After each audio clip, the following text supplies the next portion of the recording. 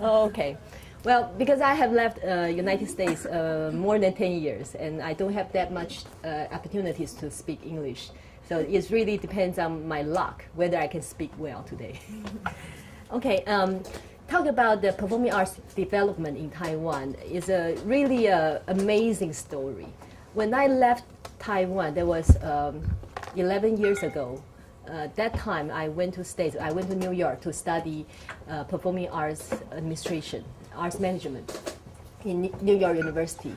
At that time, it was a really how to say? I would say at that time, no one can really. Wait a second. Okay. At that time, I was trying to be an actress on the stage, but there was no such chance because no one can really make living as an actor in Taiwan at that time. That was no, actually, it was not 11 years ago. It was more than 11 years ago, but because I'm trying to hide my real age, you know. So several years ago, that was 11 years ago. And at that time, I just graduated from the university, and I was majoring in chemistry. But I was always spending a lot of time learning dancing, piano, and also singing. And so I was supposed to be a performer at that time, you know. But I participate in some performance. It's supposed to be a professional theater performance, but none of us has really get any salary from being actors or being assistant of directors. And so I found it was a quite pity that we have such a wonderful traditional and modern arts background, but no one can really focusing their career in this cultural and arts profession. And so I thought that there must be something wrong with the system or with some kind of management method. So I went to New York University and studied arts management. And also I spent some time to work with city center theaters. I don't know, has anyone coming from New York? Okay. So do you know city center theater? Oh my goodness. But, oh. Okay, so I have some schoolmates, right? But NYU, at that time, studying in NYU give me some opportunities to explore the full cultural system of the States. But working with City Center Theater and some other arts organizations really helped me to understand how well the country in the States are putting efforts in the arts. So I work, City Center Theater is a modern dance theater. A lot of very famous modern dance companies perform there annually, like Martha Graham, Joffrey Ballet, Paul Taylor. Have you heard about those names? Yes, and and also Elvin Alley, they all perform there annually. So I got a lot of chances to not only work with the theater management, and also I can really work with different dance companies at the same time. And also I have worked with a place called the Classical Band. It's a music group, and also I have been working as a research, how to say it, RA research assistant in NYU. There is a division called the Arts Education National Arts Education Research Center. So I got a lot of chances to see the educational arts educational systems in the States also. Well, and I found it was very interesting that everything is really in putting a great systems, the funding systems and the management system and the production systems. So it gave me a lot of background to get, I can really analyze the differences between the Asian countries and the Western countries, how they look at the arts and culture. When I came back, I started teaching at school at now they call the National Taipei Arts University. At that time, it was called the Arts Institute. And I start teaching the arts management and arts marketing for the arts at university. And also I was teaching at another school called Dongwu Daxue. I don't remember the name, the English name. Dongwu Suzhou University. Okay. In the music department. And one day, one of my students came to me from Suzhou University. She's a music student. She told me that one of her teachers told her she shouldn't learn or take any courses called the marketing for the arts, because they thought it's really too commercial. It's too much about business. It's nothing about art. So that was more than 10 years ago. So you can see that at that time, people think doing management or making arts as a business is really quite, 丢脸, shameful, shameful profession. But I have to say, in last 10 years, Taiwan has changed a lot, and no one, especially the artists and anybody work in the arts, they will feel that arts management is not important. Everyone start thinking that making arts as a profession, as a real business, is very important.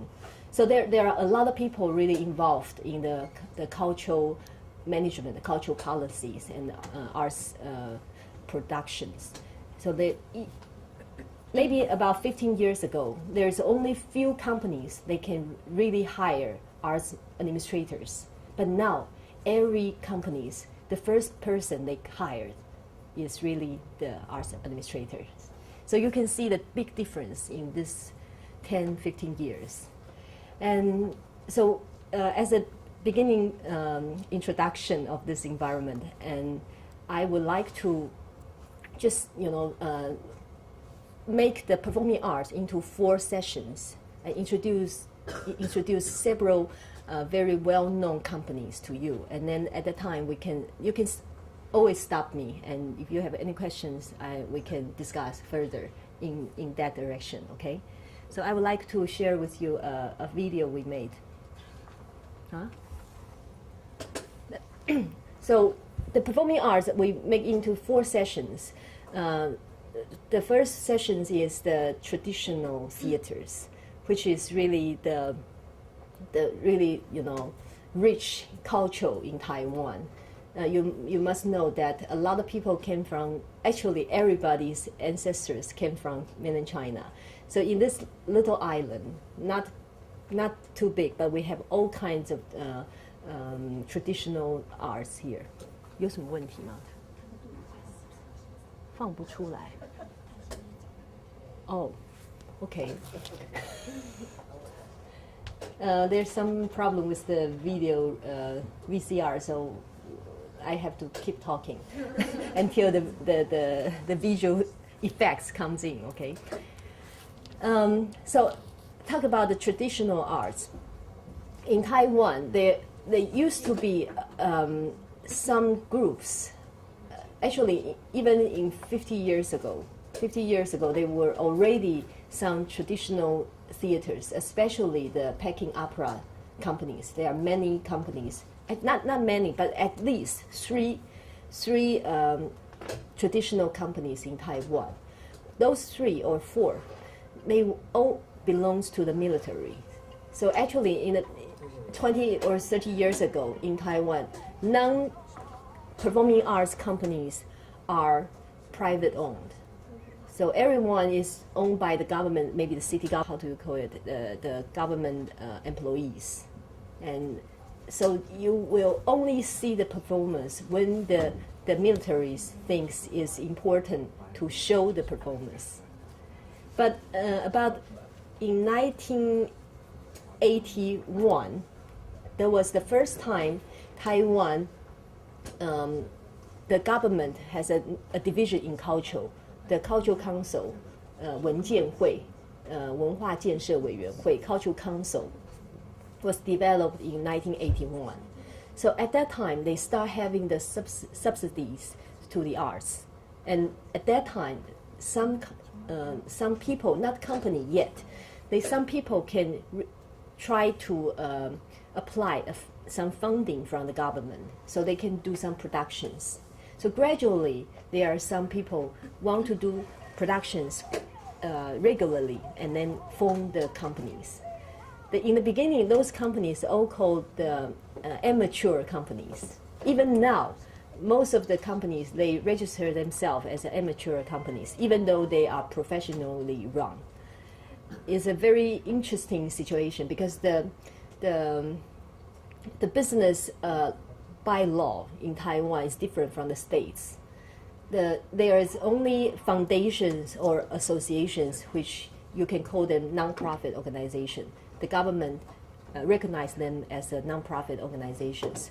But if you want to say that you are performing companies, then they will think you are really profit-making companies. But the people wants to try to become a non-profit running companies, then they have to register themselves as an amateur performing arts company. It's a very strange system. Because the performing arts companies, they don't want to run as a foundation. Actually, they don't have money to become a foundation. And they don't want to run as an association because they don't want to vote who is the artistic director or executive director every 3-4 years. You understand the situation? So the people, they rather just register themselves as an amateur performing arts companies. And it's still not working? We're having some difficulty with the video, but we'll get that fixed in about half an hour. And sorry. And then so we can I guess we can watch it later and ask a question later. No problem. I can also just start talking about the cultural and arts festivals in Taiwan first. Okay. Since I think it really starts from 1998, and when I was helping the Taipei City government to organize the first Taipei International Arts Festival. The arts festival became a very, very important name for every city or county to market themselves as a cultural city. And so it became very popular that every counties in Taiwan start having some interesting thing in different arts festivals. So I have made a map on the screen, and almost every counties or cities, they do have 1 or 2, even 3 or 5 different festivals. But I would like to ask you to choose where do you want to know which festivals in which counties. I will just point it and then we start talking about it. Yilan. Why Yilan? Oh, okay. Yilan, I have to say, is a really right choice because Yilan has been making themselves as a cultural county for many, many years. I have to say they have done a great jobs in many great jobs in Yilan. The architecture development is really wonderful, very beautiful, and also they really define themselves as a cultural tourism city. So they have done a lot of interesting public architectures or environment development. So today I can introduce this a very famous and also doing very well in the financial side.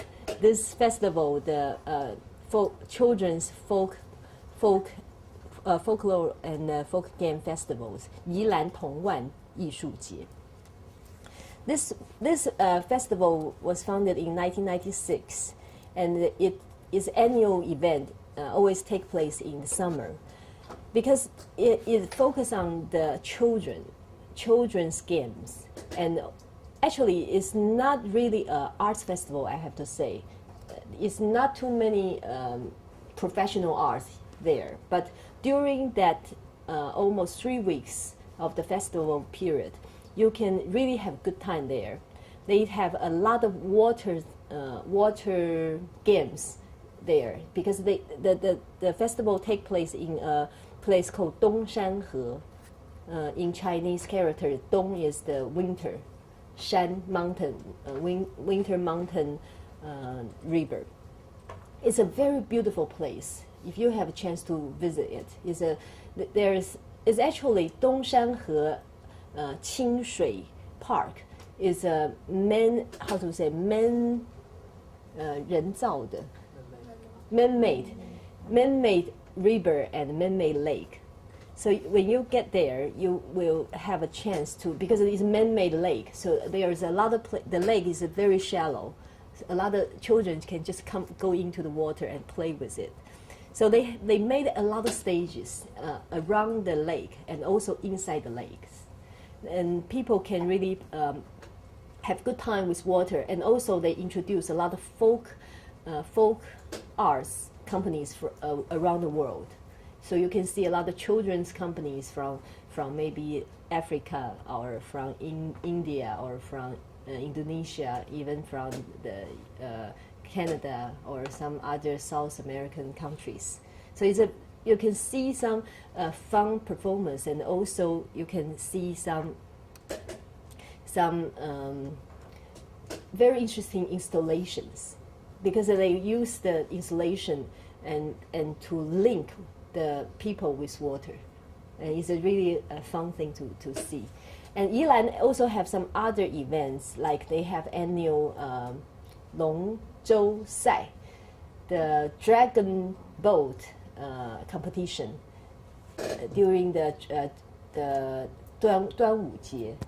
端午节是怎么讲?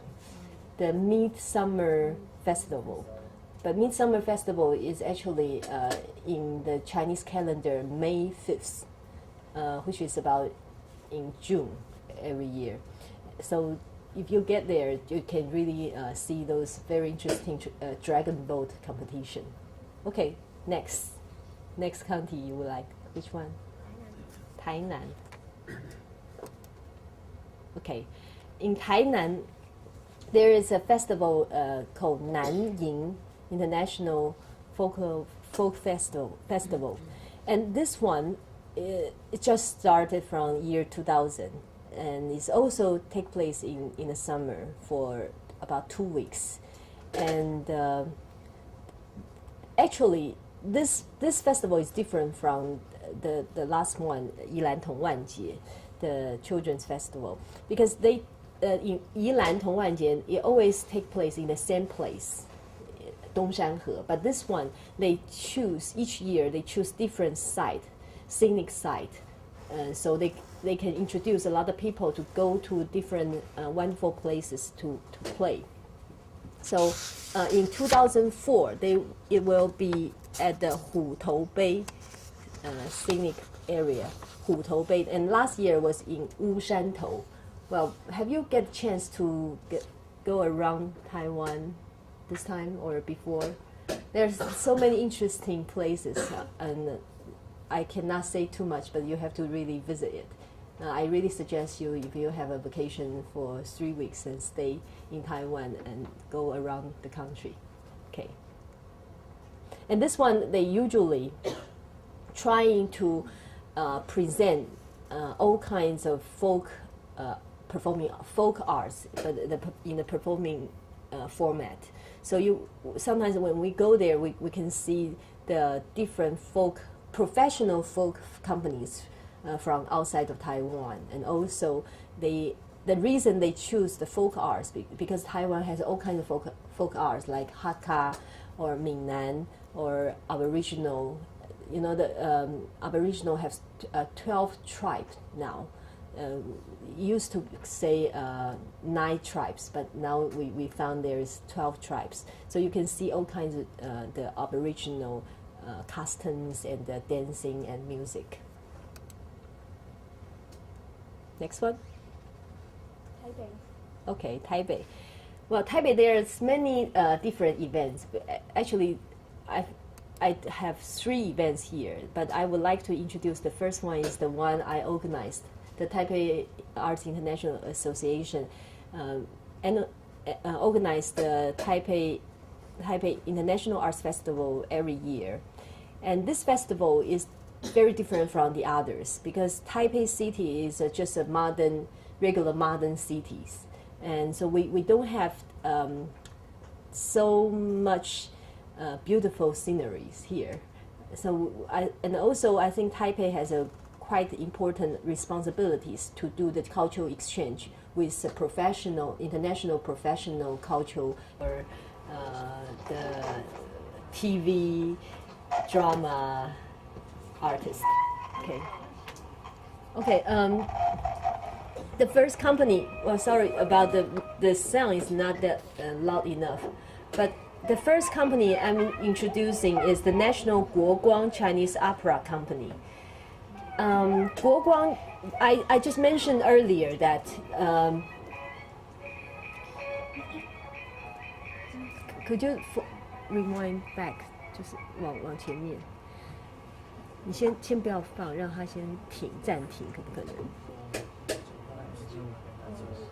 好。国光Chinese Opera Company is the one they combine all those military Chinese opera companies together. Year 1995, the government found that the Chinese traditional operas audience is getting smaller and smaller size-wise. So the decline of the popularities become a big concern, and also the government were thinking that whether they should spend so much money on so many Peking opera companies. So in 1995, those 4 military Peking opera companies become one, and it's called Guoguang National Chinese Opera Company. But actually, in the company, they do have different Chinese operas, not only Peking operas. They also have a division for Henan opera. So the first part of the Guoguang Opera Company is a Henan opera, and on the screen you are actually watching the play called Torrento. You know Puccini's opera. So they adapt Torrento's the Princess Torrento. That story, make it into a Chinese opera performance. And this second one is the Peking opera. And what you are seeing is the Legend of White Snake, 白蛇传.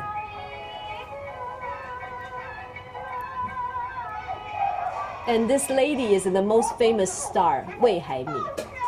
And this is another play is the Monkey King, which is the most popular play overseas.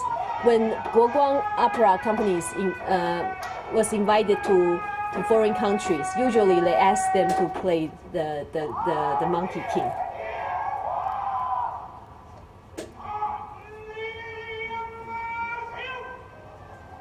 Okay, the next company I would like to introduce is the Minghua Yuan Taiwanese Opera Company. This company is a legend in Taiwan. Their grandfather founded this company in 1929, so it's more than 80 years, 70-something years old. And this company, actually, let's play it. This company is a family-run company, but the company actually has 8 divisions. You can say that they have 8 companies. Each companies can do their complete productions, and so this company is run by a very modern way, but So they have more than 90 employees, 90 full-time staff, and actors. And these big companies, 50% of the members are Chen families. They are all from the same families. So the grandfather, the father, and the son all perform in the company, perform or being the director or the script writers. Minhua Yuan, the reason they can have 8 companies because they are so popular. They can do all kinds of performance, outdoor or in the theater. But most of the plays they do are new plays, new scripts. So this lady in the center actually is a young man lead, but played by the daughter-in-law of Chen family. She became a very, very important and popular figure in the Minhua Yuan Taiwanese opera company. And this company can play more than 200 performances a year in Taiwan. You can see why they are so popular because they use a lot of modern technique, special effects in the play. And also the playwrights, they can really make a traditional legend, those traditional stories into very humor style. Okay, yes? Is that what's called guahi? 歌仔戏, that's right. And Taiwanese opera is do they 歌仔 only 戏. use Holowei, or do they also have Hakka? Or Well, it's all in Fujianhua, yes. So they are really speaking Taiwanese in the play, yeah. But 歌仔戏, it was coming from Quanzhou, Fujian province of mainland China 300-400 years ago. But 歌仔戏, right now, if you want to see the real 歌仔戏, you have to come to Taiwan. Yeah, because in last 300 years, the 歌仔戏 is always the most popular entertainment in Taiwan, and even the gods, the Buddhas likes them. So a lot of time, those Taiwanese opera companies, they have a big business from the temple. So when there's a temple festivals, always they invite the Taiwanese opera to play for the gods. Okay. Next one is a shadow puppet troupe called Fu Xing Ge. A shadow puppet is also very unique traditional arts form. Fu Xing Ge is actually the most professional shadow puppet companies in Taiwan. There is more than 20 shadow puppet theaters in Taiwan, but this one is most professional ones. Usually when the shadow puppets play, you see, these the puppeteers usually is only 2 people. But sometimes they can play more than 10 shadow puppets at the same time. And they also have a lot of special effects with the lightings.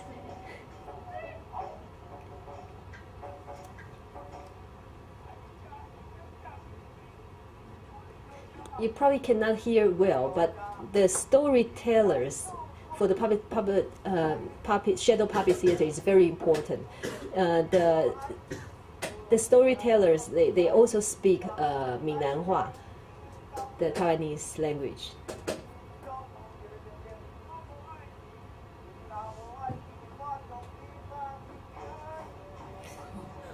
This one is called 郑和下西洋.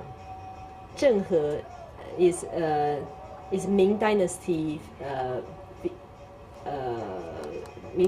figure, and is really a historical story. Okay, next one is 小西园 puppet theater, and this puppet is really the glove puppet. What you are watching 武松打虎. 武松 kills the tiger.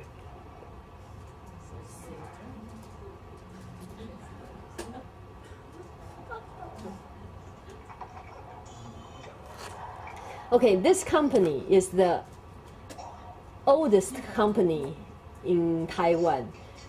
The grandfathers found this theater in 1993. So it's about 90 years old. And the Xiao Xiyuan is so good with the glove puppets. Sometimes they can do a lot of stunt with this glove puppets. The special stunt they can do is that they can let the glove puppets jump into the sky and turn several times, and then when the glove comes down, the puppeteers can catch the glove and put their hands back into the glove right away.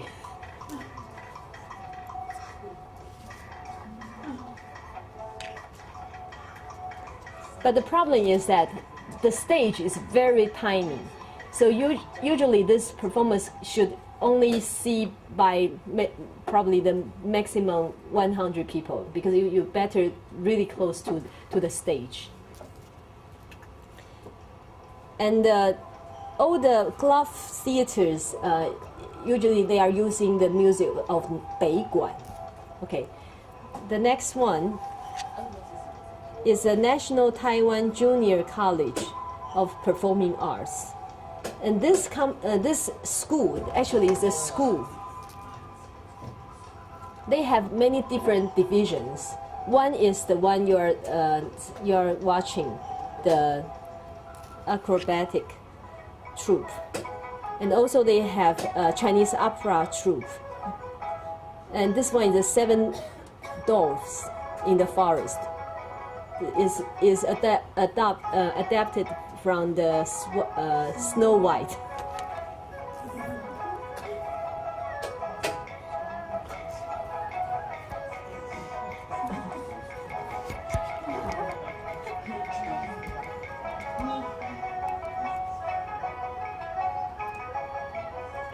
我觉得你不要用暂停，用 stop 比较好，因为否则那样好难看。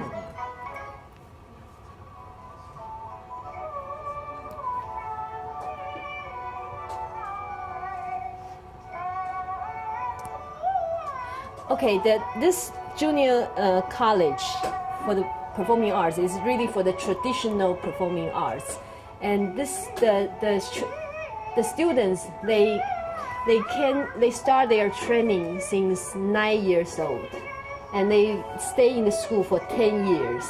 So like from the 3rd grade to high school graduation. So it's 10 years of the training. Is really the basic force for Taiwanese traditional performing arts. After they graduate from the high school, they can also go into some college. There is still some major in traditional Chinese opera or some other division. So this is a very important school. This is the only school that trains traditional arts in Taiwan. Just with the pressure of the Taiwanese education system, what kind of kids are the ones who do go into these? Well, it really depends on the parents and the children. The parents will, when they start from the elementary school, they just go to the regular elementary school. When they are when they finish the 2nd year, they can go to have a test, to the audition, and then the school choose those children, because it's so hard for young children stay in this kind of school. They have to really practice. So the education is quite, how to say, tough. So not many parents like their children go there. So it's a very difficult situation for younger people to learn traditional arts. Yeah. Okay. Actually, the traditional traditional arts companies are many. There are more than 50 companies in Taiwan. So I only introduced 5 of them, but I have to go on and introduce the music groups. The first one I'm introducing is the Zhu Zhongqing percussion group. Zhu Zhongqing is the artistic director for the National Theater and Concert Hall. You probably know. But he himself is a percussion artist. So he has this company founded in 1986. It's a legend because usually no one thinks percussion itself could become a big popular music companies. But they perform a lot around the country. They also go out overseas to participate some percussion festivals, international percussion festivals, and they also do a lot of tricks. Recently, they just have a new productions take place in a big theater, and all the performers dress up like a punk, always very fashionable costume. And they try to attract young audience. Another legend Zhu Zhongqing has made is that he also opens a chain store to teach percussions. He has more than 20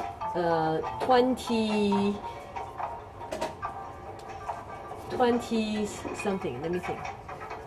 怎么讲? Yeah, maybe. There are more than 20 locations, and we call it 朱宗庆打击乐班. So a lot of very young children, like 3 years old, 4 years old to 7 years old, the parents wants the children learn music, but they start with percussion. So it's a great business with them. Okay.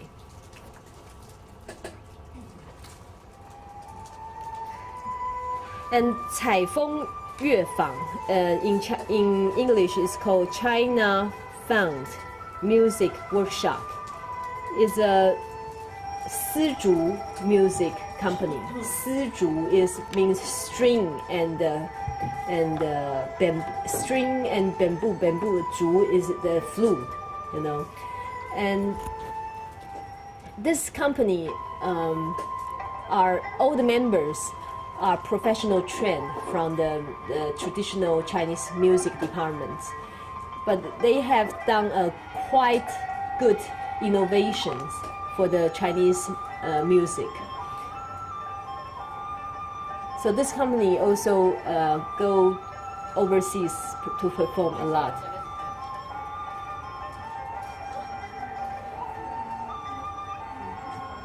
Yes, they also recompose a lot of Taiwanese folk songs.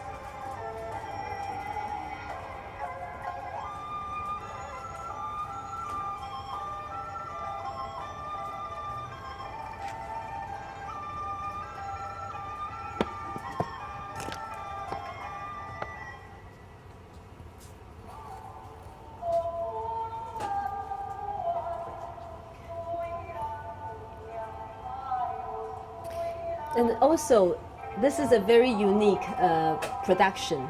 This lady is actually a famous Taiwanese opera singer. And you seldom see people sing Taiwanese opera as a concert style, but they do it.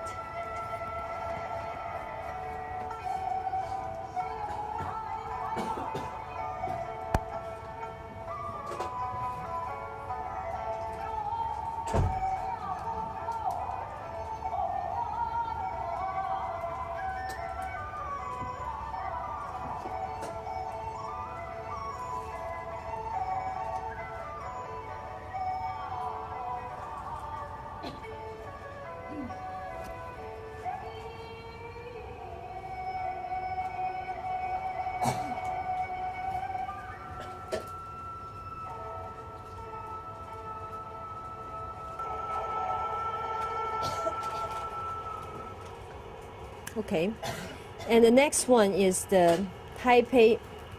The next one is the Taipei Philharmonic Chorus. Well, to introduce a chorus group, this one is making a great success for many years.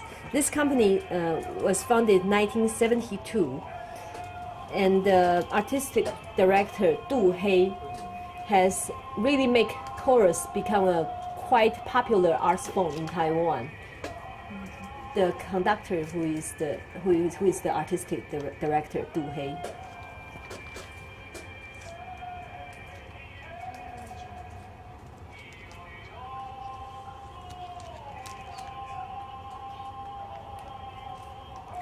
The song they are singing is called "Carrying a Heavy Load."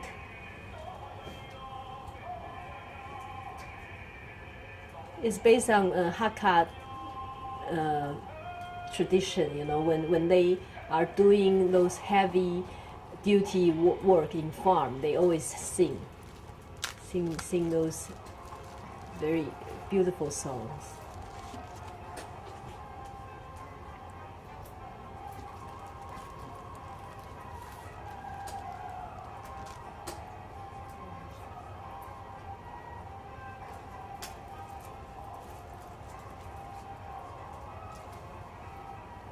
Okay, this performance is the Taipei Philharmonic Chorus performing with is a collaboration with Budapest Symphony Orchestra and the Budapest Chorus.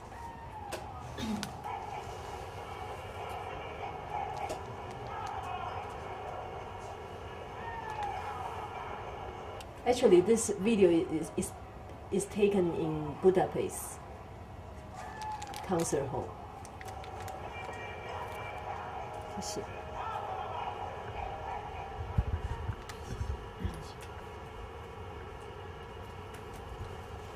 继续啊。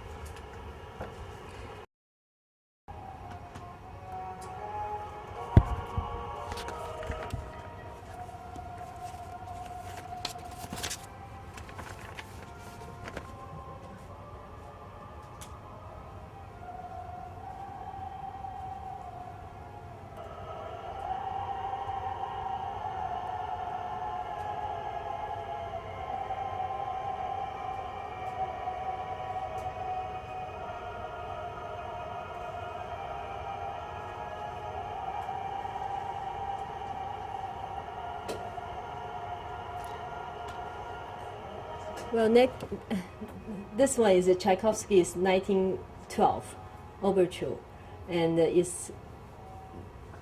reason we take this part is because when they played this song, the military has to participate.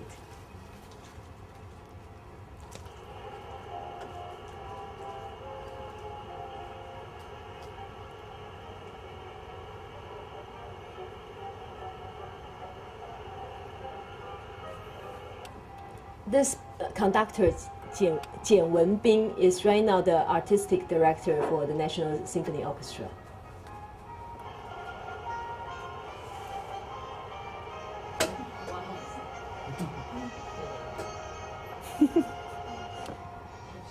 You see, to be an army, it has to learn music in Taiwan. Okay, and then we will introduce the most interesting part, the contemporary theater. The first company is Pingfeng Acting Troupe.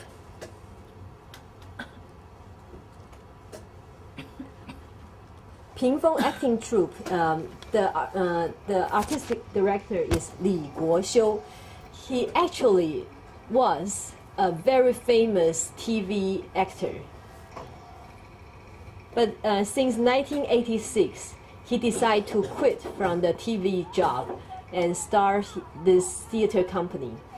And this company, he became the artistic director, the actor. This is Li Guoxiu, not this one.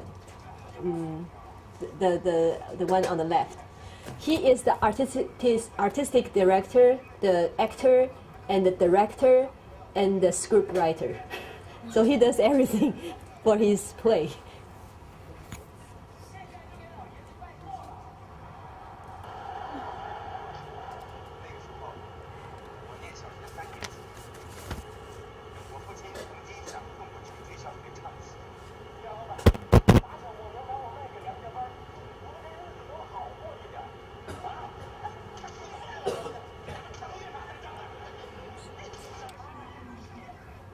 This one you are watching is the apocalypse of Peking opera. You know, Li Guoxiu, his play usually has a lot of is a reflection of the society. So it's usually very funny, and the audience can see a lot of current events in the play. But this one is his, the most representative work is about the opera companies on stage and under stage, behind the scene and in front of scene. So he is using a lot of Peking opera actors to participate in this modern play. The next one is also very, very popular, famous theater companies called the Performance Workshop.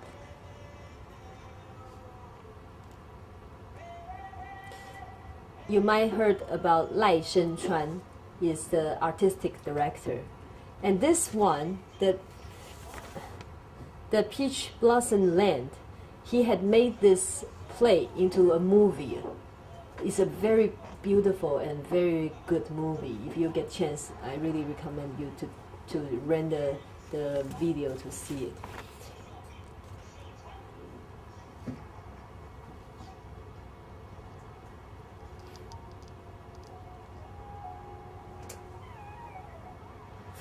It's also, you can see that it was, all the people has also two faces. One is on stage and one is under stage. Okay. This is another play. 我和他和他. I and me and he and him. So Pingfeng acting troupe and the performance workshop, they both are emphasizing on new plays, the new scripts.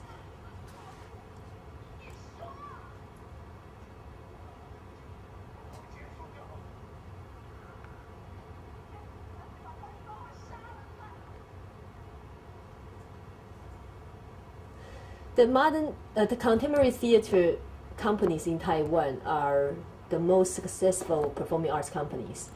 They can really make living by doing the performances.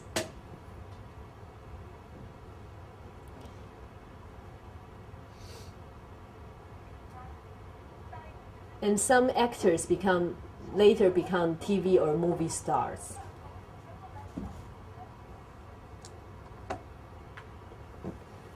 It's pity that you can hear their dialogue.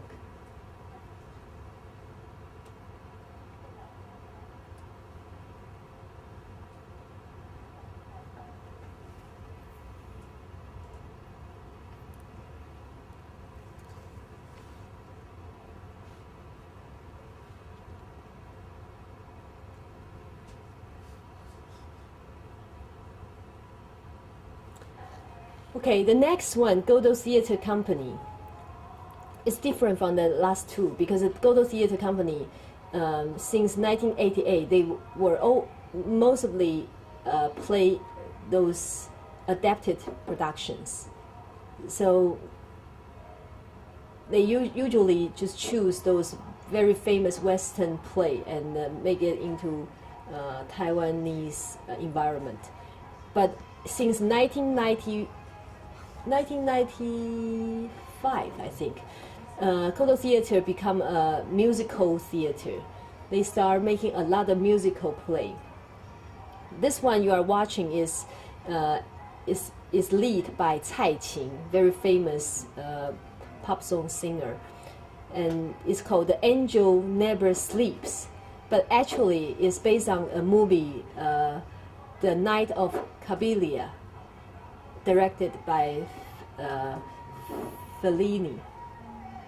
And then this one is another rock and roll musical called Kiss Me Nana, and the story is based on Taming of the Shrew.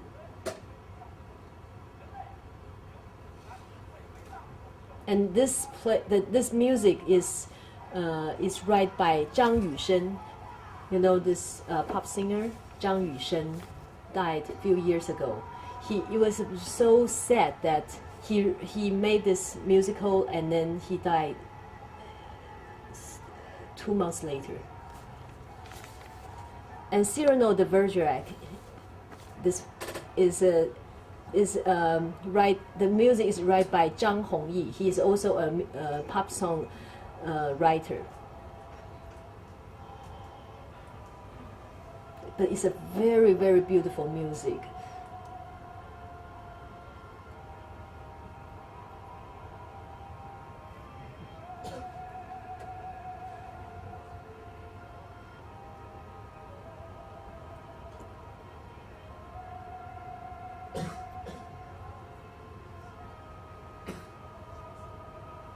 You know, because I'm the producer of this play and the last two also, I have to say that Godo Theater has made a big success in training the musical actors. Because before there's most of the singers don't do acting or don't do dancing, but to make a musical you have to train them to do everything, and it shows that our talents can really be trained as a multidiscipline actors. Okay. U Theater.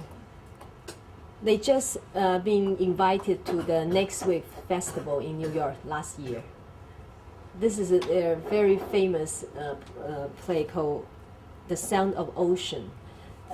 Actually, since this company was founded in 1988, but since 1993, they become a drum playing theater. So all the productions are about the drum. And they have a very beautiful place. This place is their theater on the south side of Taipei, in the south side of Taipei. And all the performers, none of them were professional trained, but they trained themselves. They have been invited to many, many famous international festivals, including Avignon Festival, and also I just mentioned the Next Wave Festival.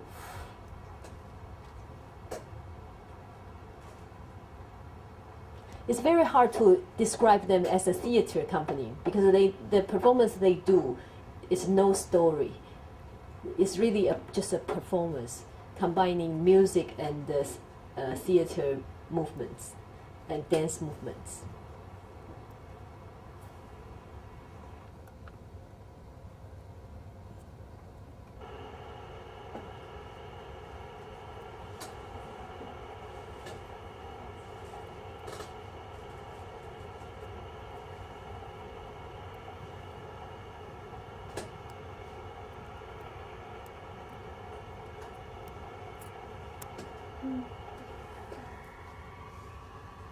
都听不到。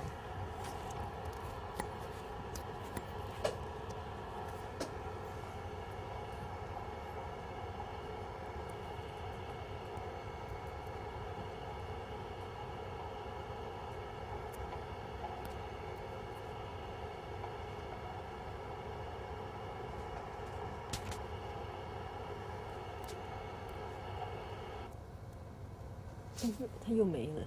哦，所以它要一直被按着。哦，没有，但是。Okay.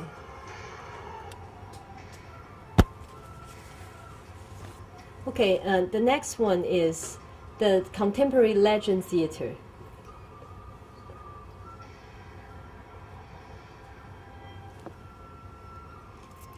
Well, the Contemporary Legend Theater is a very interesting company.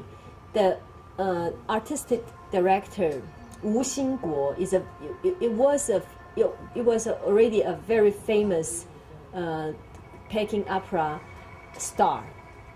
But when he graduated from the Peking Opera School, he participated in the Cloud Gate Dance Company.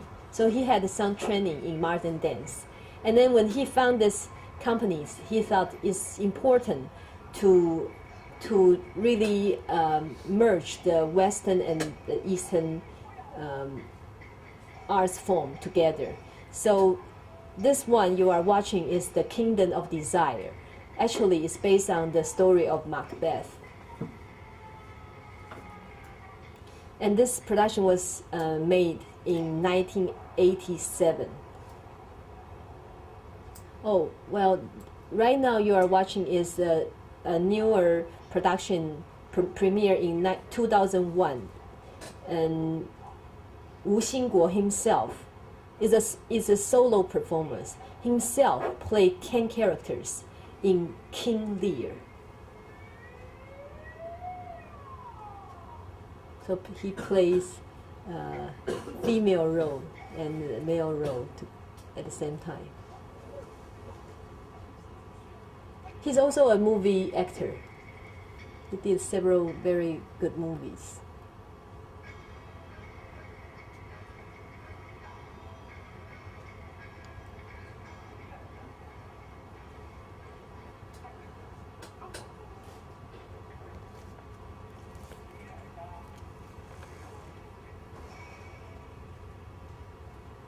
Okay, about the dance.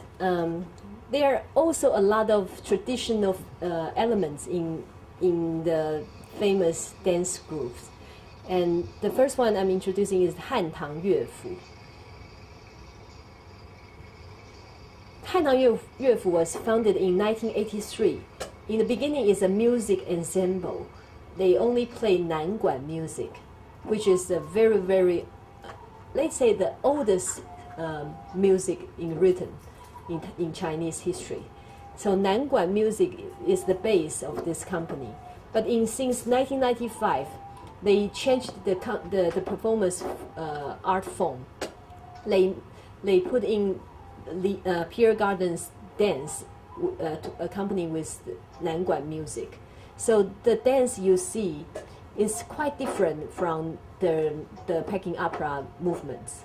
But they were actually trying to imitate the dance movements in Tang Dynasty. But because there were no videotape, so they can only try to learn this dance movements from the paintings and from some puppet movements. So there are some traditional puppetry movements. You can see it in their dance movements.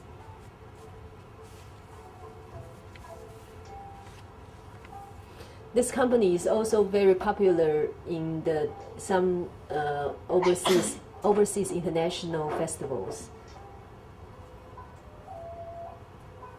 They were invited to Lincoln Center summer festivals last year in the beginning of September.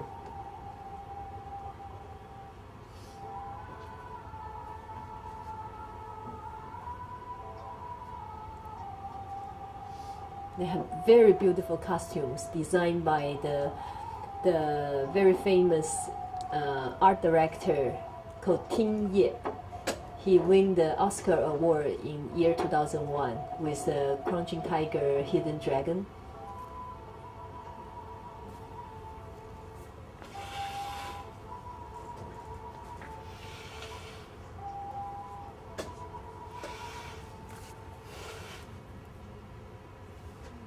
Okay, Legend Ling Dance Theater is the artistic director Lin Li Zhen. She's also my dance teacher.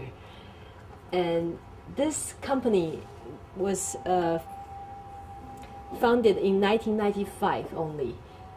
She actually have only done 2 productions, but both productions are so well received in the international festivals because she is really good with the visual impact.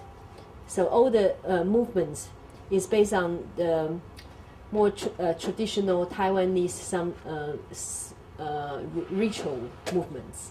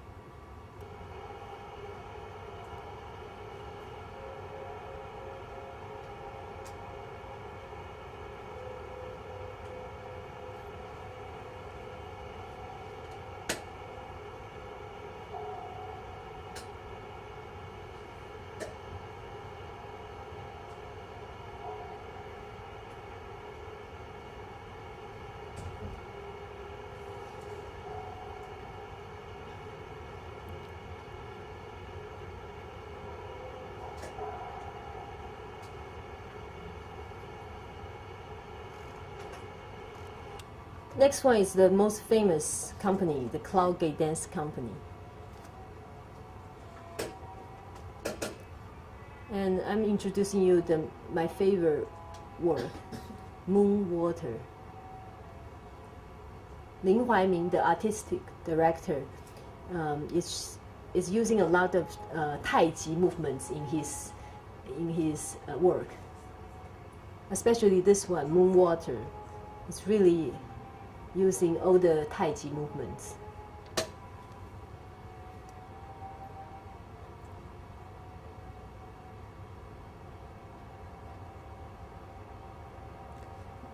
This piece was made 4 or 5 years ago, and it was just invited to the Next Wave Festival for the second time in last year.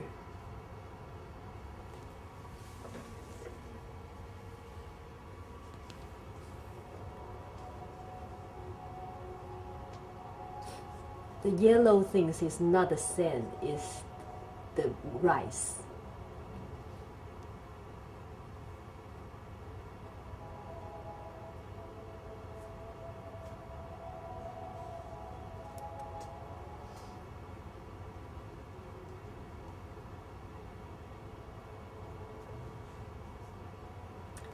This monk on stage, he stand in the whole piece, so in the beginning to the end. So he has to stand under the rice for 2 hours.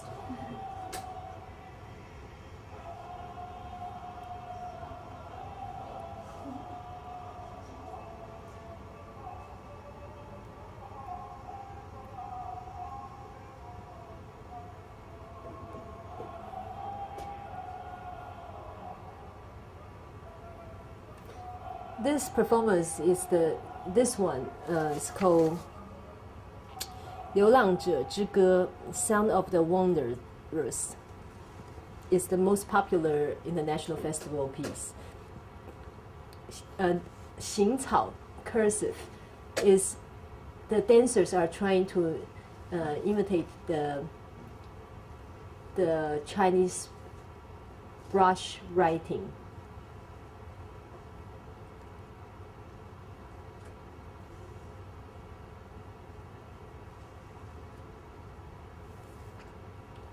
Paintbrush writing.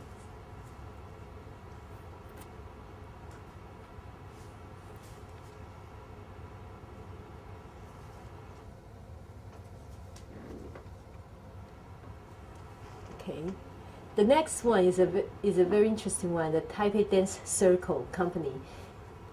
They have been doing a special type of dancing for many years, which is dancing on the baby oil.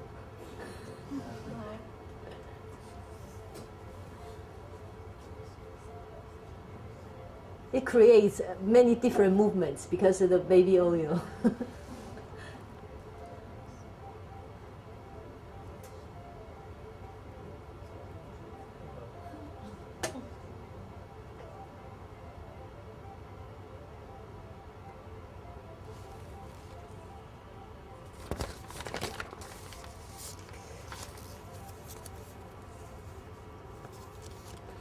They have, I think they have done more than 5 different pieces on baby oil. But recently they start trying different style. Recently, since 2 years ago, they start not only doing the baby oil pieces, also they are doing some Hakka movements, Hakka music and dance productions. The reason is the artistic director himself is a Hakka person.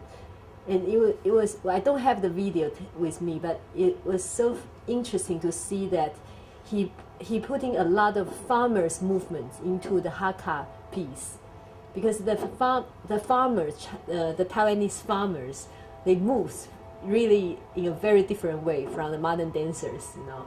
So when I see that, I found that the Taipei Dance Circle has found a very unique and different movements. It's really an invention.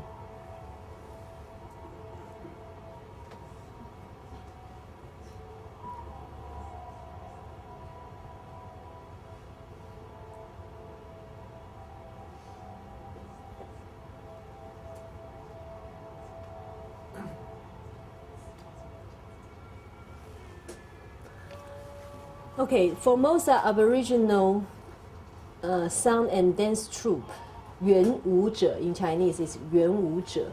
This company has a great mission. The members of the companies are actually from different tribes of Aboriginal tribes, and every year they choose one tribe. They choose this like last year they choose Ameizu, so all the members learn Ameizu's music and dance. But you know, the Aboriginal music and dance usually only take place in the big ceremony, so it's not for stage. So this company, they have to use the modern way to really how to say, to change some of the routines, and it made it into a performance style.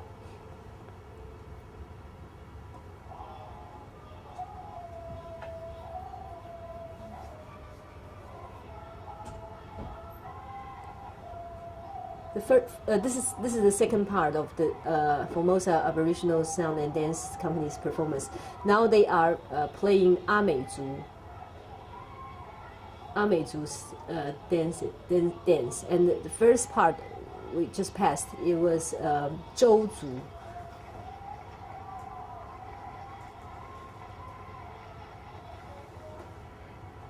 Okay, next one I'm introducing is the Dance Forum Taipei Dance Company, and this piece is a very interesting piece. It was performed in my festival in year 2002. You can see that it's not on stage. It's actually in a big warehouse. So the audience was really sitting in front of the performers, and with very interesting installations. It's a modern piece, so you can see that we don't only do those traditional elements.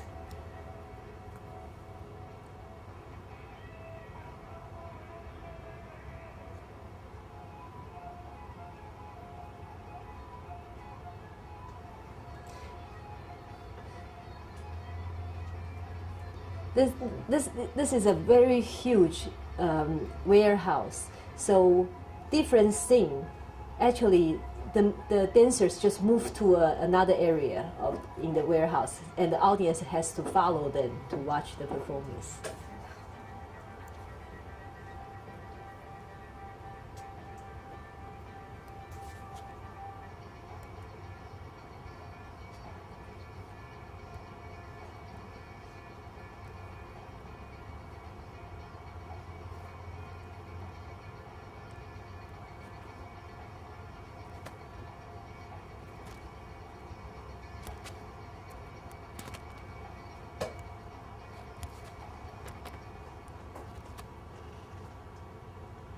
Okay, and the last company I'm presenting is the Image in Motion Theater Company. And this company was just founded year 2000. It's actually trying to do the multimedia theater. But the last two pieces, two works they have done is all performed by dancers with multimedia animations.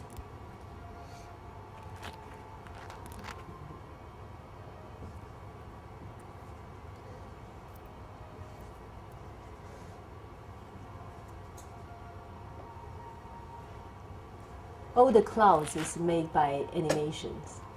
So this is the cloud mother is making clouds in all different shapes. And music is all new creations, but you can hear it.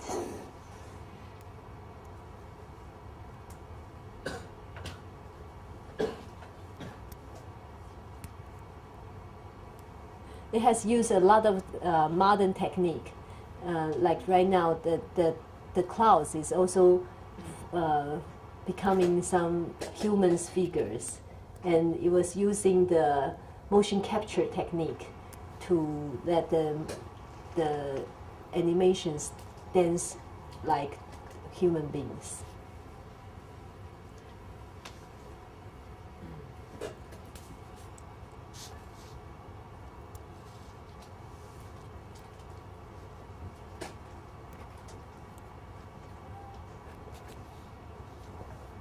And this part is using the real-time videos to take the image of the real dancers. You see the very tiny dancers on the right button is actually the real size of the dancers, and project real times on the screen at the same time, so you can see the real dancers and the video image.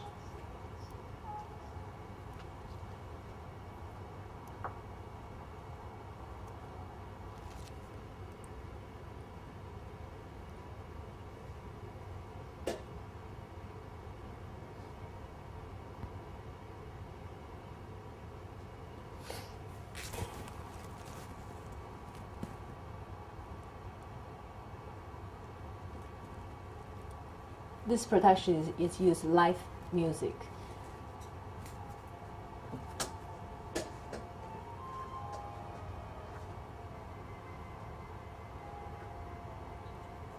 And this also use the motion capture technique.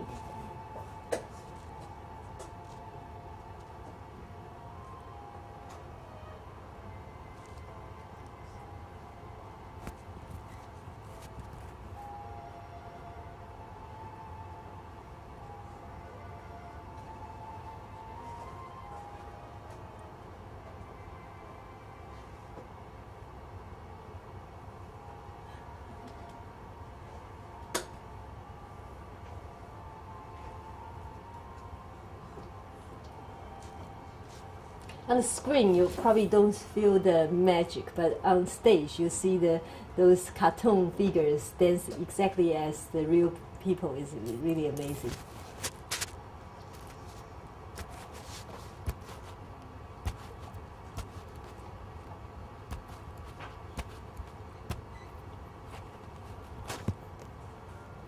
And this is another production at Dream by Image in Motion Theater Company.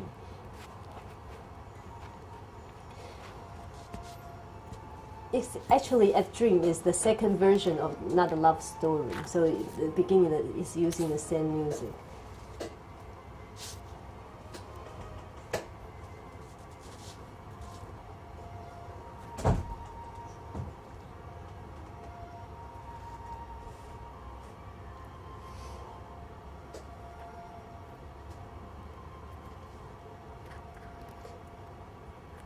And last performance was performed in the Sun Yat-sen Memorial Hall, and this one is performed in the National Theater with better stage and better stage setup, so it can play a lot of new magic.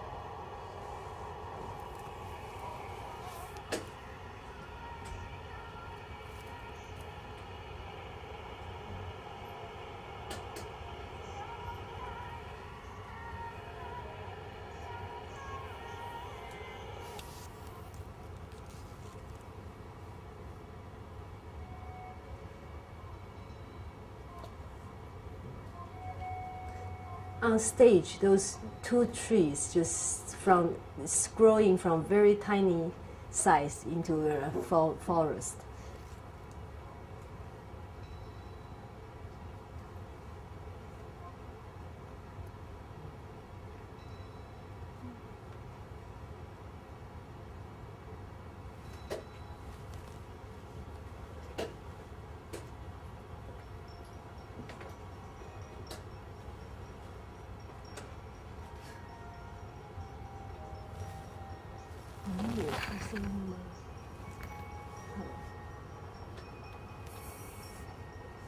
你听得到音乐吗？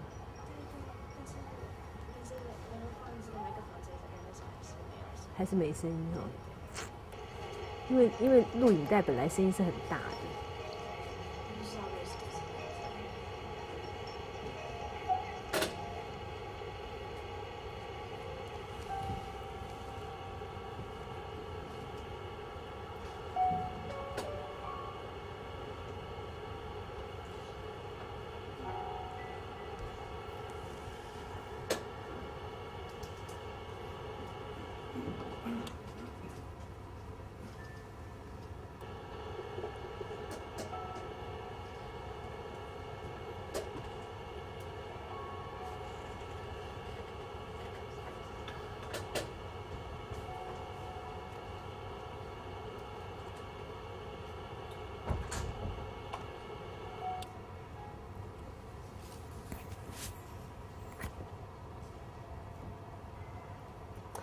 Well, this image and motion theater's productions at Dream, I took 8 minutes of the videos because I thought it should be very interesting to see, and also there's a very nice music compositions for this production, but you cannot really hear it. That's pity, and so maybe we should just let the video runs, and you can watch the video, and also we talk. Okay. The reason I introduced the image in motion theater with longer time because these two productions are my productions. So we made this. This at Dream was just premiered last year in May, and also has been invited to Beijing and Tianjin to perform, and everyone was amazed by this production because it's a really high-tech production and also quite well done. The reason we can do it, and most of even the Western companies, they don't do it because the animation is so expensive. But in Taiwan, there are many good animators in Taiwan, and our production teams, they are all the most professional animators join these companies, and they forget about how low they've been paid, and so we can make these productions together.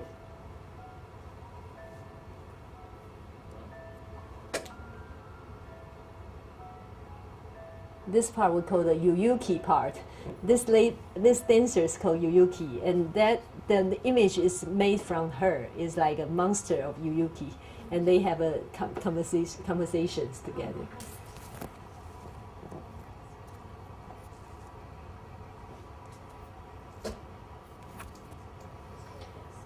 Well, I think we can start some chattings about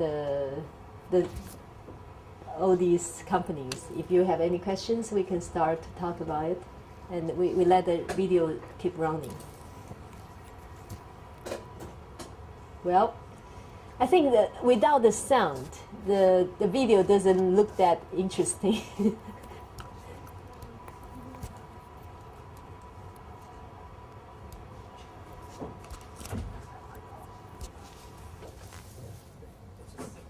Okay.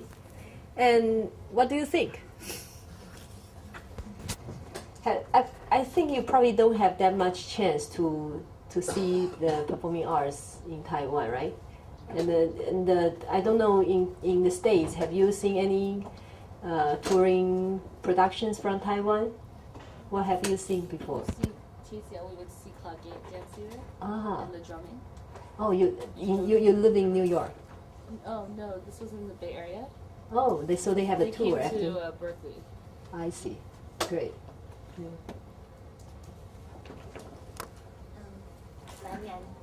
蓝洋广艺团南洋歌仔戏团是不是？哦、where do you live? Los Angeles. I It see. was part of the Taiwanese American Heritage Week. Uh-huh. So the third week of May, President Clinton had declared that that's the Taiwanese American Heritage Week. So all over the United States will have a huge festival during that week where we'll invite various groups from Taiwan. Every year is annual event. Starting as of 1998, Uh-huh. I think 1998. I see. You like it? It Okay. was really good. It just, you can tell the difference though with Mingyuan because that one, there's a lot more effects. Right. It seems to be just a more interesting performance Yeah. than a very... Minhua is actually, I should say, is like a traditional contents with modern musical effects, right? Yeah, yeah. But the basis is the same, I think.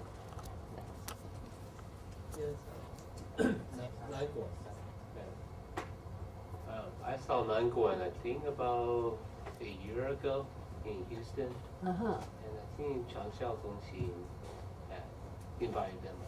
Which company? The one I just showed? Uh-huh. Oh, 汉唐乐府. Mhm. So they did the music and the dance together. I think so, yeah. Uh-huh. Great. I saw Cloudgate last semester in Brooklyn, and I just wanted to say that this month, March 29th, they're going to be playing, performing at Columbia. Cloudgate, yeah. They're going back to New York this year again. Yeah, they're performing around there.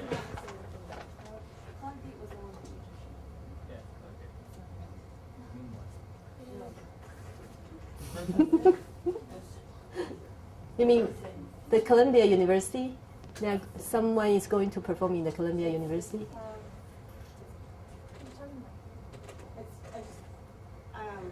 It's not Cloudgate that performed in Brooklyn in September that we went and saw. It's a different company. It's like Cloud Dance. No, Cloudgate is a different. It is, yeah. Yeah, it is. I think it's Cloudgate.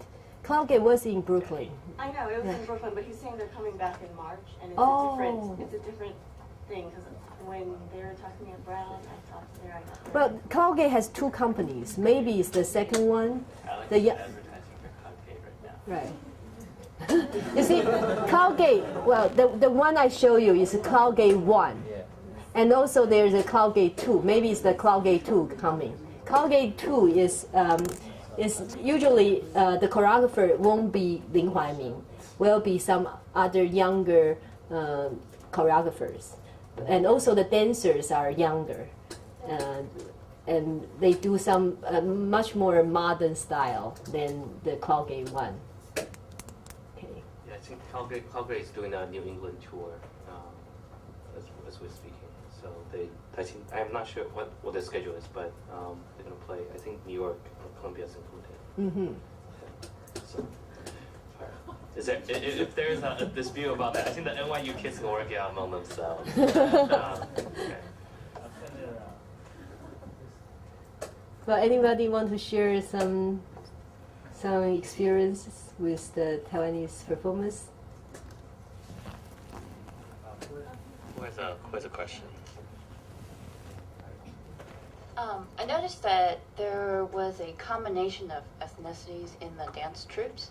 Like there's some non-Taiwan, they look like non-Asians Oh, yeah. in some of the groups. Right. So how do you audition abroad, or how does that mix come about? Well, you probably just saw the last image and motion theater companies. When we performed, actually there were two dance companies because the image and motion theater company itself only hired animators, and I mean the full-time employees are animators, but the dancers are coming from another two dance companies. So those two dance companies, and also we invite some guest dancers. It's really depends on the choreographer. There are some foreigner living in Taiwan during that time, and they are professional dancers. They still want to perform during the period when they are in Taiwan, so they join this production. Yeah, and also you have seen the chorus performance. It was in Budapest, so they had a collaboration with the Budapest chorus and the symphony orchestra.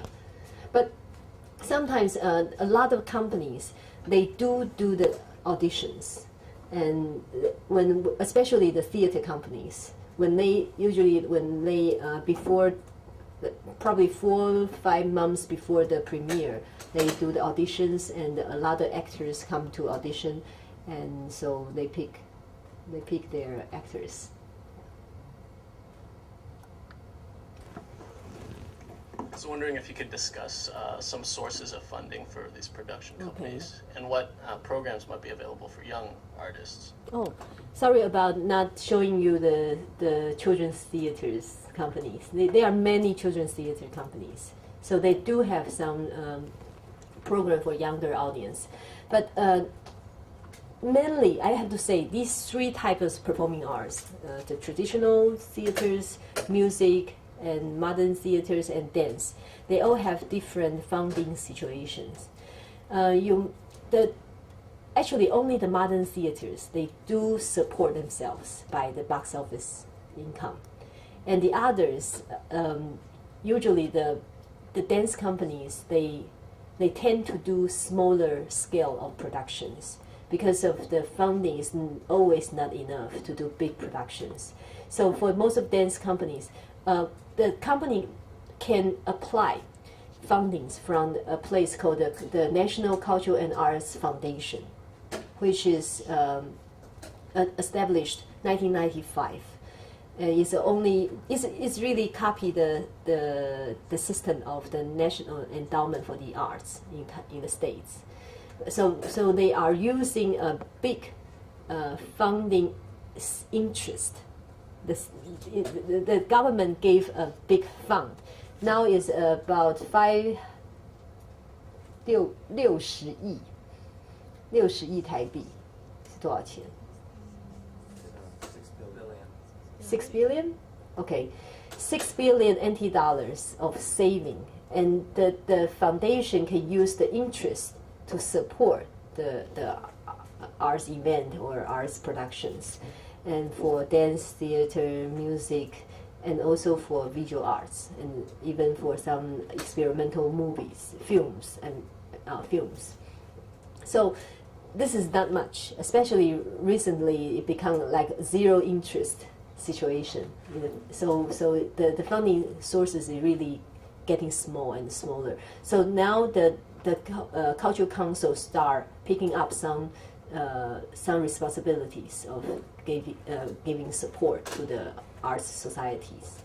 And if there's usually these companies, when they do productions, especially if it's smaller scale, they can probably get about the most 1 million NT dollars. So if they want to do bigger, they probably can still get some funding for 1 million. That's it. So the other things they have to get from some private corporation sponsorship. So it's always quite difficult for those companies, especially for the dance and the traditional theaters. That's why most of traditional theaters, except Minhua Yuan, like Guoguang, is actually the government-owned company. That's why they can do such a huge production. But Minhua Yuan has a big income from the corporate sponsors. So a lot of time when they do presentations, is 100% sponsored by corporations. But for dance, especially modern dance, we have very, very difficult financial situations because the audience is not big enough, and the funding is always regularly tiny. And so when they have to really do smaller productions or just ask people not to get too much pay.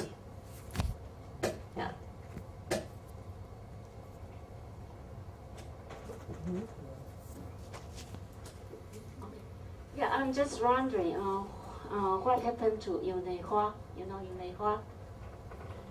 杨丽花，杨丽花。对对 Oh, okay. 丽花 What Yeah. happened to her? She Where married. is she now? She married and I think she moved out from Taiwan. 对不对? I think she lives in somewhere in the, not in the States. She lives in the Southeast Asia, one country, I don't remember where.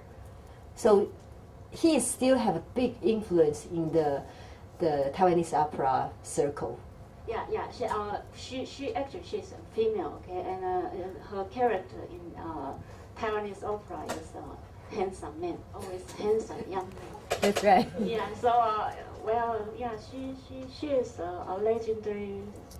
Yeah, figure she got in very Taiwanese opera. yes, she got very famous through the TV series. There was a long period of time that TV always showing the Taiwanese opera. A lot of housewives, they watched Yang Lihua's performance every day. Yes, and all the housewives fell in love with him. Her. But now her position has been replaced by Sun Cui-feng, who is the leading actress in Minhua Yuan. And Sun Cui-feng is not only play the Taiwanese opera, she also do some TV drama, and also is showing. You can see her on many advertisements, TV commercials. Yeah.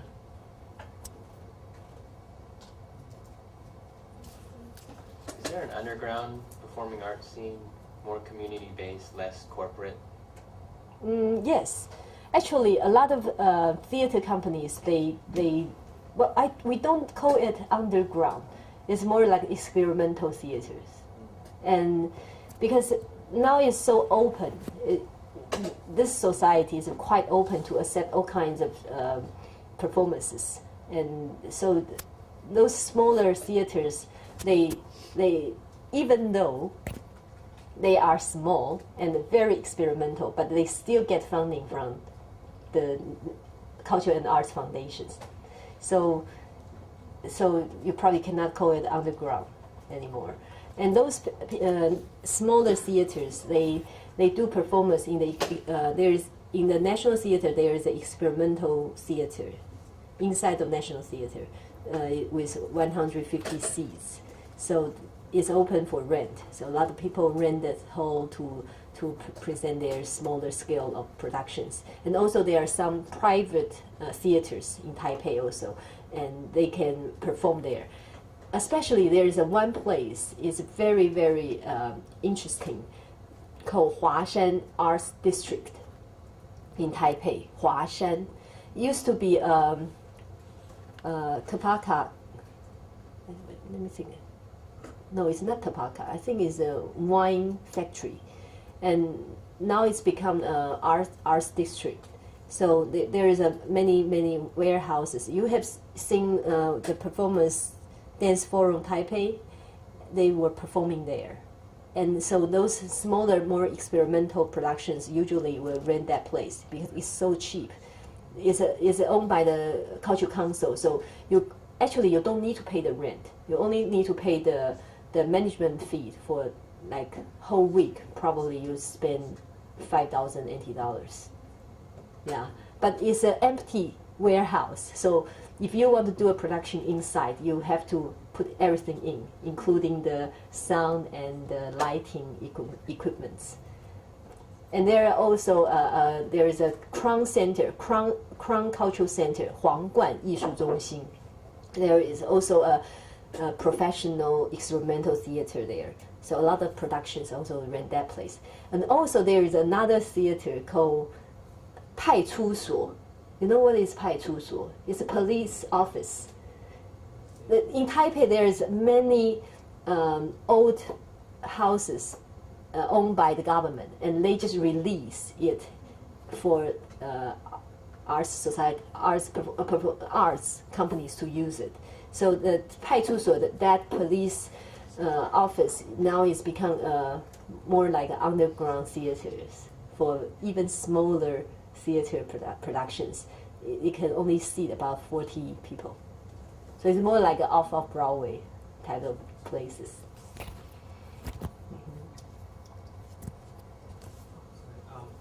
Oh, okay. Who is talking? Your production, are you going to bring it to the United States also? Or Which one? At Dreams? Oh, well, I'm waiting for invitation. Oh, okay. If you can invite us. Really well in the States. Oh, really? Yeah. Well, I hope so. But it's really a long process to make it happen. So if you know someone in the States, they can present us. That will be much easier. Thank you. So who else raised their hand just now? Jerome. How does the Cultural Arts Foundation limit the content of the works that they fund? The content, the subject matter, perhaps? No. Not at all. Not at all. I don't think so. Have they rejected? When do they reject proposals? Well, there is a panel. The panel is usually the arts people or the scholars from the schools. But so it's really, I have to say, the rejection rate is high. It's about 60 to 70%. But the reason they've been rejected, usually not because of the contents, is about the professionality. Yeah.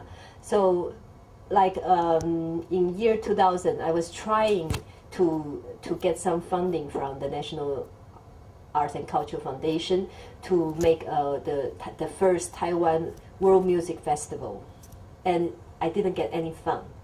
The reason I didn't know until the second year, I asked the same event. I used the same event to ask the money, and they gave us more than 1 million NT dollars. So the reason was, the first time they didn't see, they didn't know how well organized it will be. So the second time we have the reputation, then they give the fund. Yeah, I think it's more about the management and the artistic. I forgot the English word. 企图. Not intention. That how far we want to try. Yeah, something like that. Ambition. That's right. Artistic ambition. I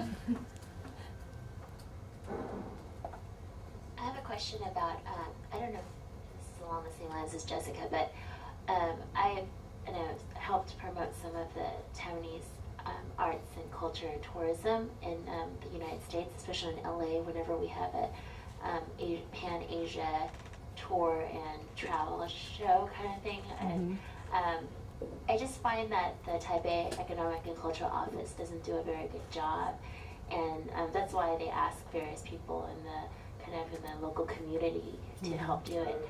But I'm not sure if there's any plan that you know of that will be able to bring people from like the United States or all over the world to come see all these cultural festivals in Taiwan, because they seem to be within like October or something, around that time, Right. where people can come. And so I was just wondering what theory. Well, would you like to suggest how to make it happen? You mean bring the audience Here. from overseas to Taiwan, right? Right. Well, I don't think anyone has thought about it. I see. Well, I think that there are three, every time I give a speech, there's always three different festivals.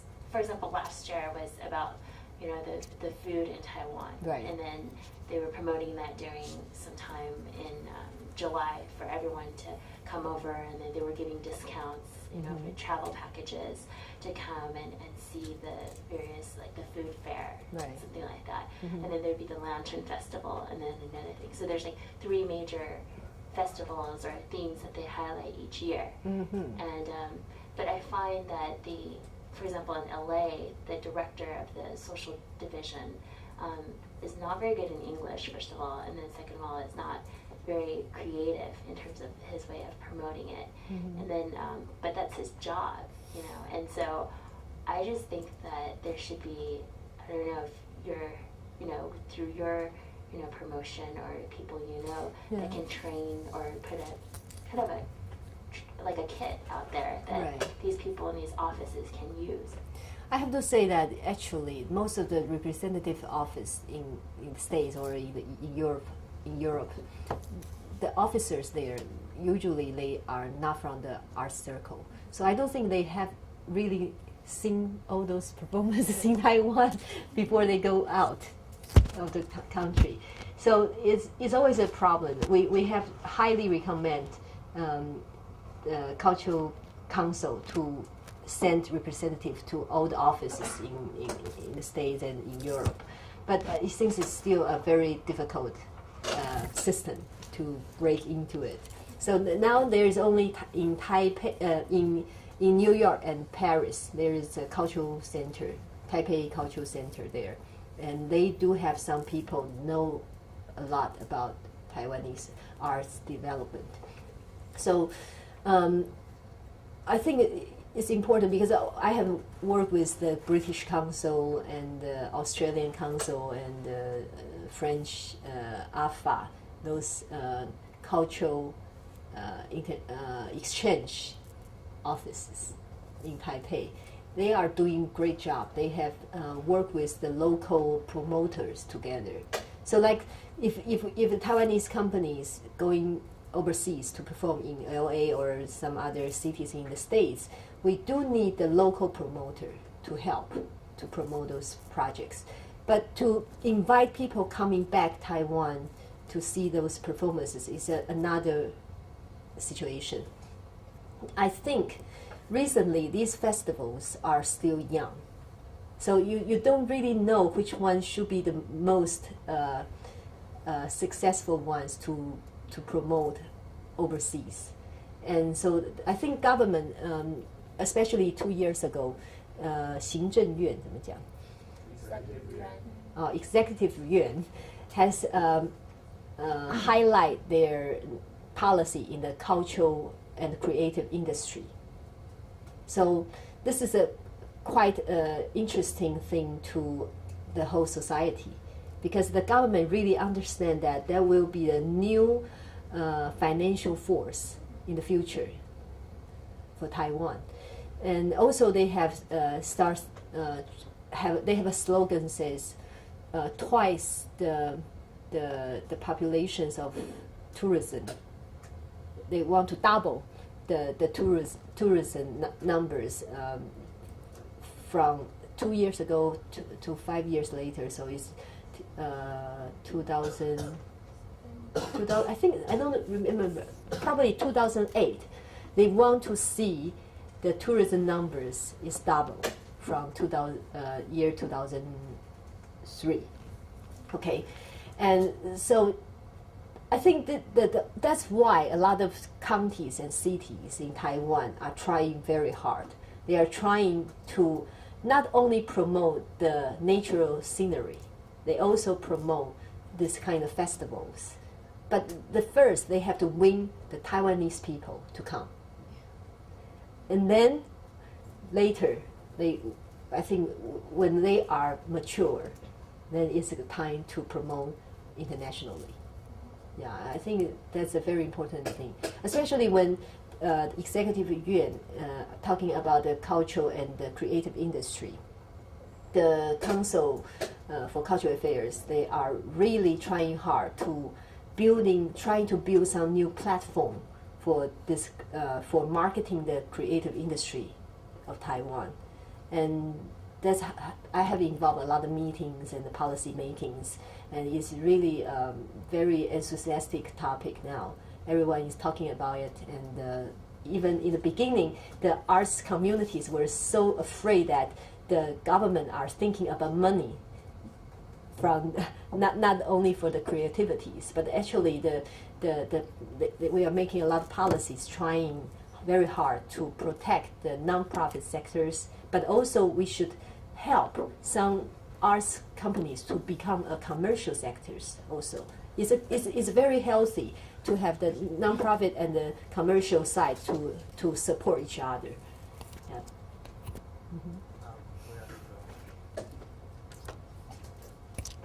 I have a follow-up comment to some of the discussion that you just had. Last year, when a number of Taiwanese companies like Yuan Wuqi and the youth theater drummers came to the United States on tour, I found that they were not very well promoted. And within certain populations where there is a high concentration of Taiwanese community, the Taiwanese community did do good promotion within their community, like in New York or LA or United Commercial Bank is willing to sponsor your program. In fact, United Commercial Bank did sponsor the youth theater and the Cloud Gate dance theater programs in the San Francisco area. And it's a Hong Kong bank. It's not a Taiwanese bank. It's not a Taiwanese business. But there are actual regulations that require banks to give away money to support nonprofits. And they want to reach the audience that would also be their customers at the bank, who are going to be Chinese-speaking people, who are going to be Taiwanese as well. So in that regard, you can market within certain areas that you know are available, but also there are other businesses that that have they have a set protocol. In order to ask them to become a corporate sponsor, you have to make proposal. And then you have to go through several steps to get to the right place. But there's nobody to really do that carry-through process, unfortunately. Well, if anybody is interested in this part, we can work together and help each other. Yeah, actually, it takes professional care. It's not that easy, but it's a very, very, I think it's a very interesting and, meaningful thing to do. Okay. Joel?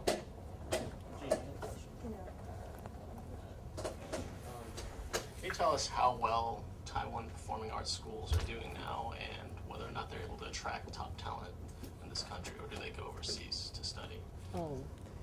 Well, to tell you the truth,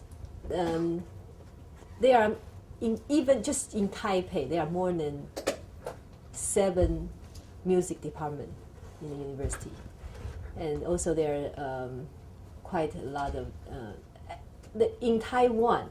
From the elementary school, you can already choose to be be selected to be in the music class or dance class, just with special talent. So a lot of people, if they graduate from the dance department of the National Taipei Arts University, actually they were in the dance or music school since they were in the elementary school. So they have a long time of training. But if they just stop it right after they graduations, I have to tell you that more than 80% of them become normal audience, not professional performers. But some people, they do go out overseas, study furthermore, and then even worse, that most of them stay there, won't come back. Or if they come back, the only reason they can come back is they can find a job to teach in the university. This is really a sad situation. So, and I have mentioned that there's only one traditional theater school, the junior college, and so even the traditional arts, the formal training is not enough, because not so many young people wants to go there, wants to learn traditional arts, but I found it's still optimistic, because a lot of people, they can, even though they graduate from the theater school or the music school or from the dance school, even though they are not trying to be a professional artist, but they can still spend their expertise in other fields. Like some people, they graduate from theater, but they become advertising creative director. So it's a quite.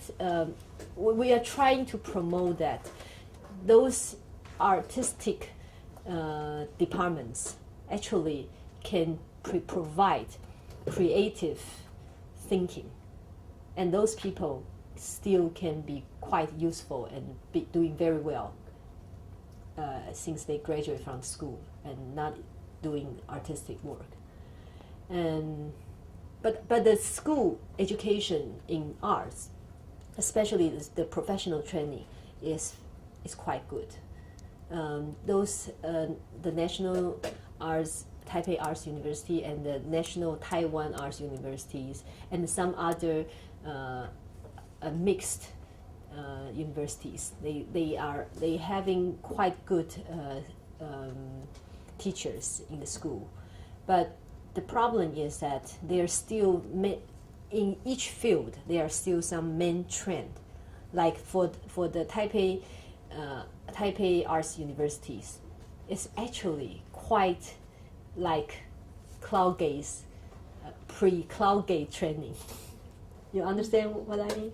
Because the modern dance technique they teach in the school is really Master Graham's technique.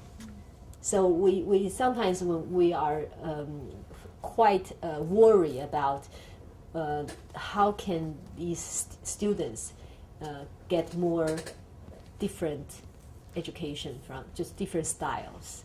That's why in year 2000 I start the first Taiwan Dance Workshop Festival, and in the summer we brought more than 15 different type of dancing teachers come to Taiwan and provide 3 weeks dancing camp to train the professional dancers in different styles. And so this is a way to really enlarge the training. And I think music they can do they do the same thing. But the theater is very different because none of the actors really needs to have a professional training. Is a lot of good actors and they never have professional trainings, but the schools can provide better trainings for directing and script writing, and so I think it's still quite useful. Yeah. Okay.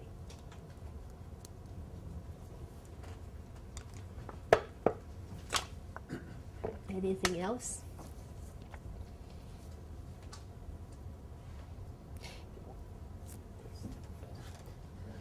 Nobody else is asking a question. Just curious about, it's kind of a follow-up on Jerome's question about the Arts Council limiting certain works. If there was a group that was particularly political, advocating Taiwanese independence, whatever it may be, or on touchy subjects, would that go through? No problem. Really? Never has problem. No, it was problem. Year 1987. Before year 1987, it will be someone standing behind the audience and watching what's going on.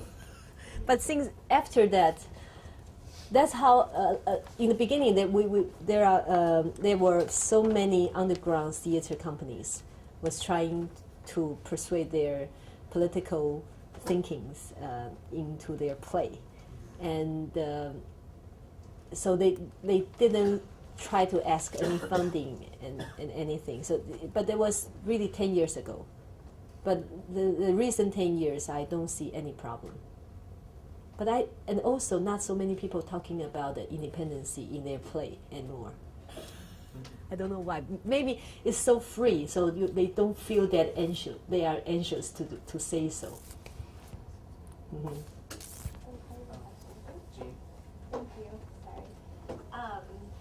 Just talking about cultivating this sense of art in the Taiwanese community in general, I want to ask you about what steps, if any, are being taken at the lower levels in elementary and middle school, for instance. I went to the American school, the Josiah Muda, and we tried to do exchanges, drama exchanges with these other schools, and the teachers just had no idea what they were doing. It was, and so they asked our teachers to go in and help them kind of cultivate their thing. So I was just wondering, to actually kind of cultivate this sense of love of arts and theater and dance in Taiwan, would a great step be at the lower levels, cultivating that love of it when you're younger. But I know the educational constraints. Yes. That. Yeah. Actually, I think this is really the second part of the arts education in Taiwan. I should explain that. I do agree with you that most of elementary school or secondary school or high school, they don't have performing arts teachers. In Taiwan, if I say 3 years ago, in the school, you can only learn music and painting. Music, which means the Western classical music.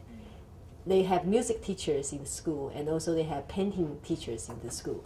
But like dance or just performing arts in a broader sense, they don't have any specialties. They have no teachers with that specialty. But recent year, in these 2 years, 3 years, I think it's 3 years, since Abian became the president, the Ministry of Education, they are trying to change the arts classes in the school.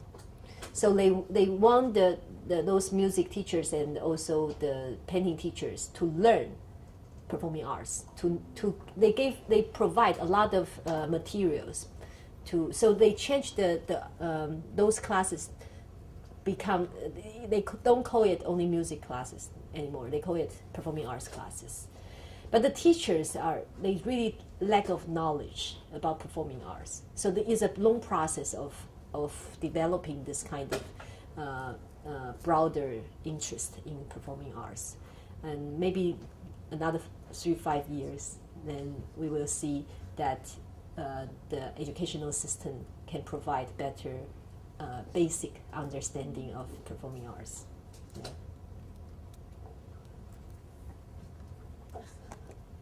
Well, sorry, because of time, make this the last question. This is probably a quick question with an easy answer, but I just wanted to ask anyway. How much do you think changing administrations or politics in Taiwan would affect funding for the arts? Well, I don't think that any party will be there to say that we shouldn't give arts funding. And so I have to say that now the funding in Taiwan is still very, very limited. Especially the government, even this government, still have a misunderstanding how to develop culture and arts in the society. I think that the government is still trying to do too many presentations instead of sponsorship.